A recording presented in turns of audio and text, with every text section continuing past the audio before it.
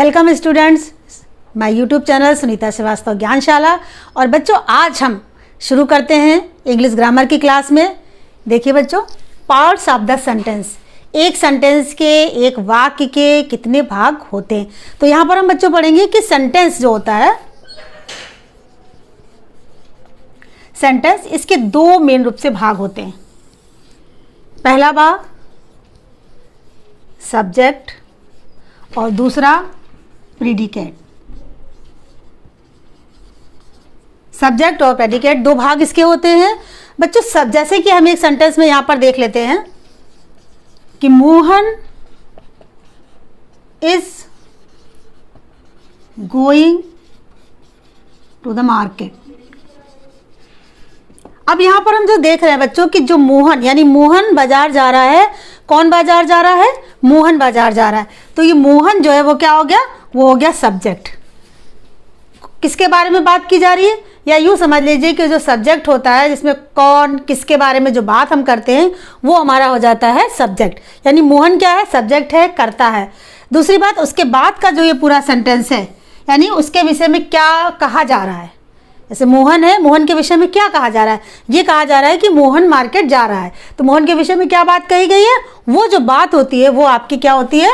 वो होती है आपकी पूरी प्रेडिकेट बात होती है। यानी जो सेंटेंस होता है उसके दो मुख्य भाग हो जाते हैं, एक तो सब्जेक्ट और दूसरा प्रेडिकेट। लेकिन क्या सब्जेक्ट में केवल मोहन होता है? कभी आप देखते हैं कि जो नाउन या प्रोनाउन ही होगा सबसे पहले।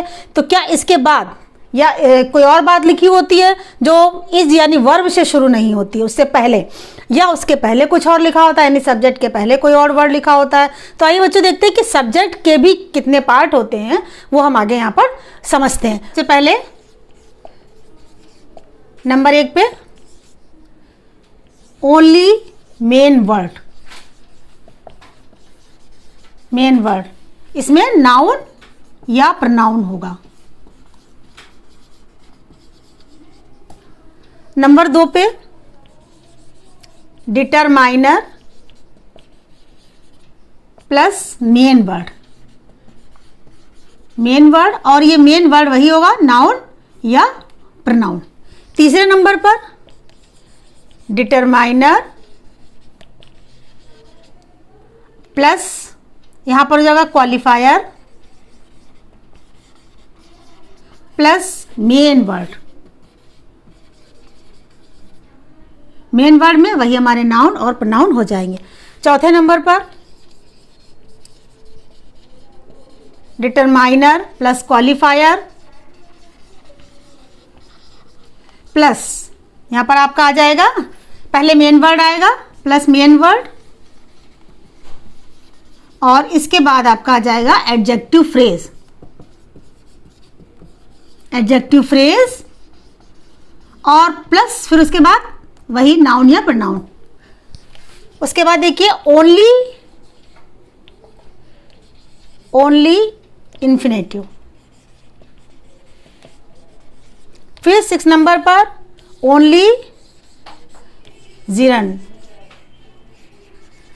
7 नंबर पर इट। ये हमारे 7 जो होते हैं वो सब्जेक्ट के पार्ट होते हैं।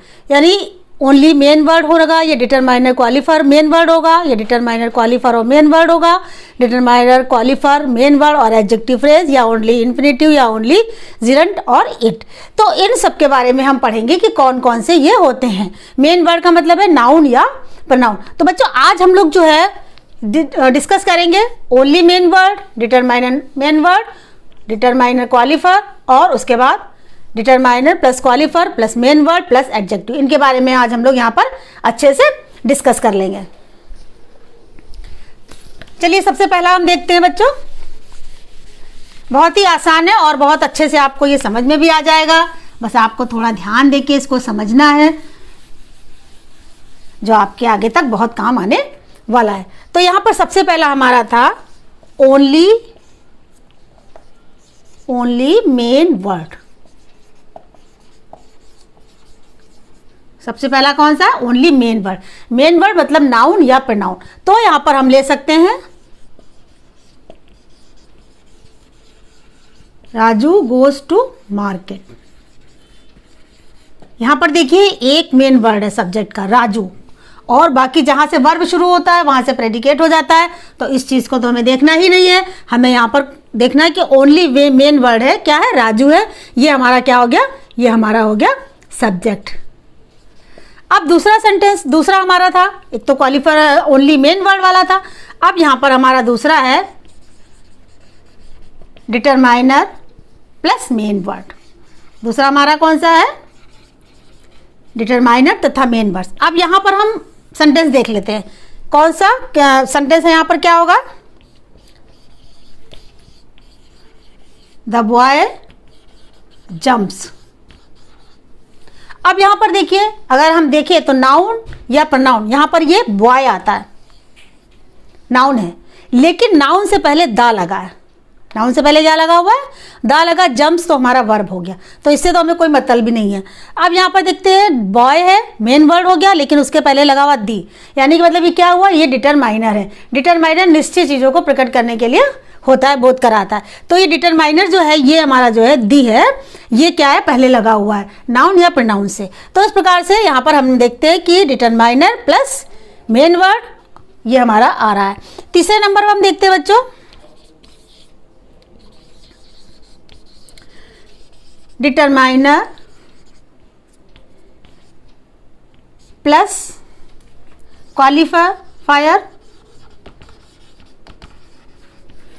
Plus main word. इसको हम समझ लेते हैं, एक सेंटेंस लिख लेते हैं।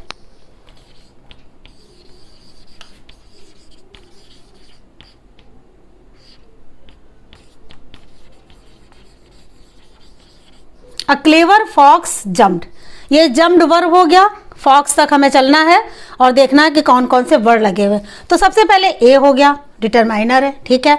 अब ये क्लेवर लगा है, जो क्वालिफायर होता है वो डिटरमाइनर और जो हमारा एडजेक्टिव उसको क्वालिफाई करता है।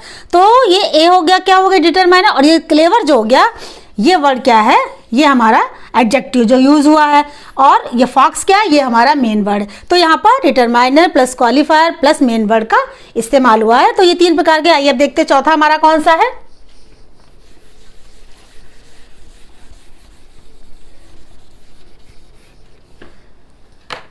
चौथा हमारा है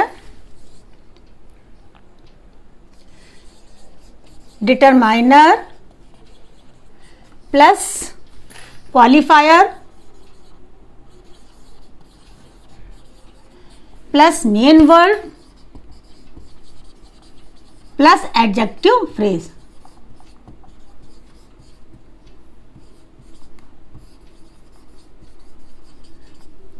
यानी इसमें डिटरमाइनर भी होगा, क्वालिफायर भी होगा, मेन वर्ड भी होगा और एडजेक्टिव फ्रेज भी होगा। तो इसको बच्चों हम देखते हैं, एक सेंटेंस के माध्यम से समझ लेते हैं। N old man with a stick slipped. अब यहां से तो वर्ब शुरू हो जाता है, तो ये तो हमारा प्रेडिकेट का पोर्शन हो गया। यहां पर हम देखते हैं एन लगा है, ओल्ड लगा है, और ये मैन, जो मैन लिखा हुआ है, ये हमारा मेन जो वर्ड है, नाउन या प्रोनाउन, यहाँ पर प्रोनाउन दिया हुआ है विद आ स्टिक, इसके बाद ये भी जुड़ा हुआ है। तो इस प्रकार के सेंटेंसेस में जहाँ पर इतने पार्ट हो गए, an, old, man, with a stick, ये सारे जो सब्जेक्ट के पार्ट है, यहाँ पर आप देख लीजिए, जो एन है वो डिटरमाइनर है, ओल्ड है क्वालिफायर है जो एडजेक्टिव और डिटरमाइनर को क्वालिफाई करता है, विद आ स्टिक जो मैन है वो तो हमारा यहाँ पर मेन वर्ड हो गया।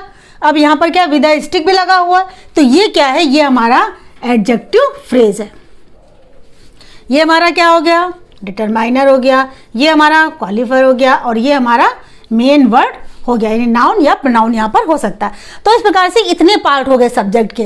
तो आज बच्चों हम लोगों ने 4 भागों को यहाँ पर डिस्कस किया है। एक तो ओनली मेन वर्ड, दूसरा डिटरमाइनर तरह प्लस मेन वर्ड, तीसरे नंबर पर डिटरमाइनर प्लस क्वालिफायर और प्लस मेन वर्ड, और चौथे नंबर पर हमने डिस्कस किया यहाँ पर कि हमारे यहाँ पर डिटरमाइनर, क्वालिफायर, मेन वर्ड और एडजेक्टिव फ्रेज। तो ये आप बच्चों अच्छे से समझ गए होंगे। बात कुछ ना समझ में आई हो तो आप मुझे कमेंट करके पूछ भी सकते हैं या कमेंट बॉक्स में डाल भी सकते हैं इसको, और आप बार बार जब वीडियो देखेंगे तो बहुत अच्छे से समझ जाएंगे। बच्चों वीडियो को देखिए, लाइक कीजिए, शेयर कीजिए और इसे आगे तक बढ़ाइए। Thank you.